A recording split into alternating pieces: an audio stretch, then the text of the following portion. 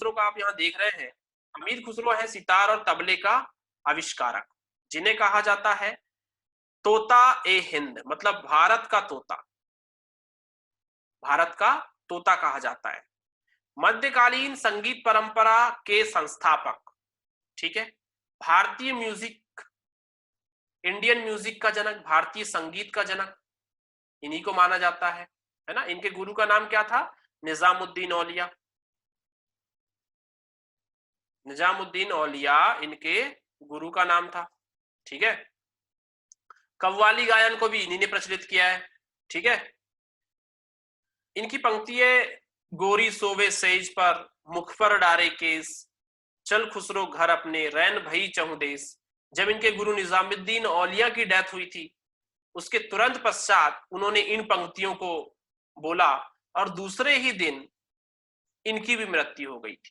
किसकी? अमीर खुसरो की, ठीक है। गुरु के प्रति अगाध प्रेम, अगाध श्रद्धा आप अमीर खुसरो में देखेंगे।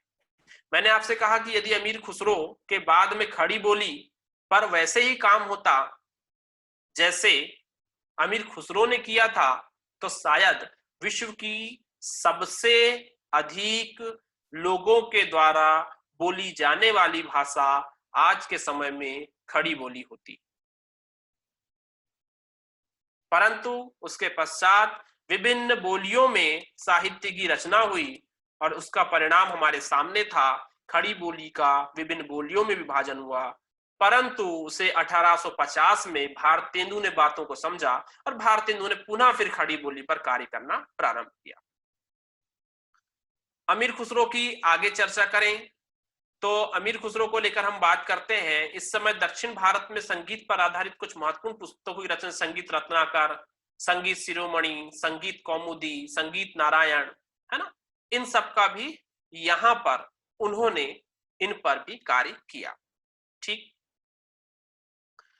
इसमें अगर आप देखें तो एमबीटी थोड़ा सा इनके समकालीन भी था, और एमबीटी जो था समकालीन होने के साथ साथ संगीत का बहुत बड़ा प्रेमी था। तो एमबीटी के साथ इन्होंने, मतलब मोहम्मद बिन तुगलक के साथ इन्होंने संगीत पर कार्य किया है। चलिए, तो यहां पर अमीर खुसरो की कहानी कंप्लीट होती है।